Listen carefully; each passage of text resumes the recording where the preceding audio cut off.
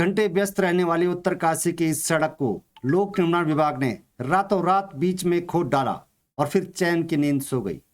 जानकारी मिली कि लोक निर्माण विभाग सड़क के बीचों बीच कोई बड़ा नाला निर्माण कर रहा है। हैरानी की बात यह है कि जब विभाग के पास सरिया और सीमेंट मौजूद नहीं है तो 10 दिन पूर्व सड़क को में गड्ढा खोदकर क्यों छोड़ दिया गया।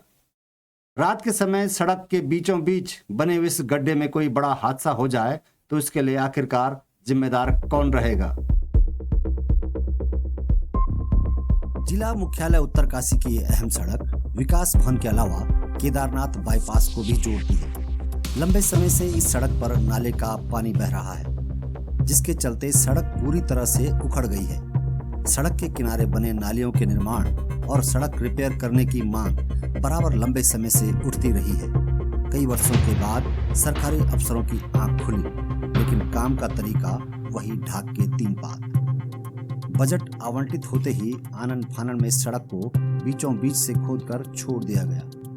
10 दिन के इंतजार के बाद इसके लिए सरिया और सीमेंट मौके पर पहुंचा।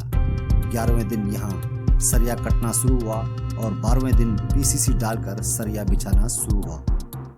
अब इतने लंबे समय तक लोग कहां और किस मार्ग से जाएंगे, कैसे जाएंगे, इसका जवाब किसी के पास नहीं है।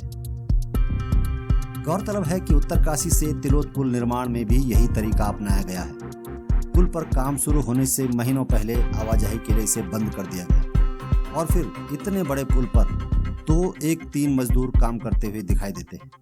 आज भी पुल पर सरिया का जाल तो बिछ गया, पर 13 दिन से ऐसे ही पड़ा है। अब लोग परेशान हों तो होते रहे, किसे फर्क पड़ता है। पुल अभी भी लंबे समय से आवाजाही के लिए बंद है और न जाने कितने समय तक यूं ही बंद रहेगा। यहाँ बिछे सरिये के जाले में कंक्रीट डालने की फुर्सत ठेकेदार को अभी तक नहीं है। इस बीच गंगा पार जाने वालों को परेशानी हो तो किसे फर्क पड़ रहा है। यही हाल आजकल जोशियाड़ा का भी बना हुआ है। इतने दिनों बाद जब नाले में सरिया बिछाया गया तो अचानक बारिश हो गई और आसपास का सारा कूड़ा इस नाले में भर गया। अब नाले में पड़ी पीसीसी की गुणवत्ता पर कितना असर पड़ा ये तो ठेकेदार जाने या विभाग, लेकिन अपनी मनमर्जी से सड़क खोदकर आराम से बैठ जाने वाले विभाग से जब लोगों का भरोसा उठ गया तो उन्होंने भी ऐसे ही जान जोखिम में डालकर इसी अधूरी सड़क पर अपने 4 पहिया वाहन गुजारने शुरू कर दिए। अब इसको देखने वाला भी कोई नहीं है। क्या किसी हादसे का इंतजार किया जा रहा है या फिर संबंधित विभाग इसके ठेकेदार को टाइम बाउंड करने के लिए निर्देश जारी करेगा? यही सवाल मानसून पूर्व आपदा तैयारी को लेकर हमने अपनी पिछली खबर में उठाया था, जिसमें सरकारी दफ्तरों में कई दौर की बैठकों में मानसून पूर्व तैयारी की बात की जाती है।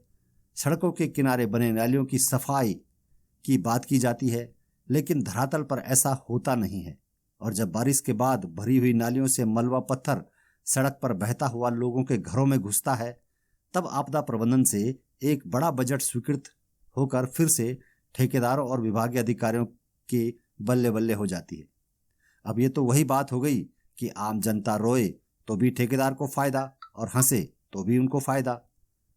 अब आम जनता क्या करे, ये बड़ा सवाल है। कार्य के प्रति सरकार का क्या रवैया है वो ये सब सामने पे दिखता है। आप चाहे तिलोत पुल का मामला ले लीजिए, चाहे यहाँ पे ये देख लीजिए, यहाँ भी कभी भी कार्य एक तो मानसून के हिसाब से कभी नहीं होता, ना नालियों की कभी सफाई होती है।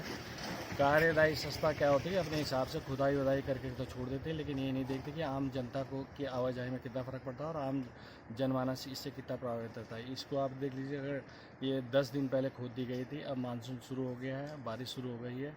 अगर एक कार्य समय से हो जाता तो इतना लंबा गड्ढा खोद देगा तब जाके सरिया की व्यवस्था की गया, उसके बाद सरिया की व्यवस्था की गई है। 10 दिन पहले गड्ढा खोद दिया गया था, अब सरिया डाली गई जब बारिश शुरू हो गई है।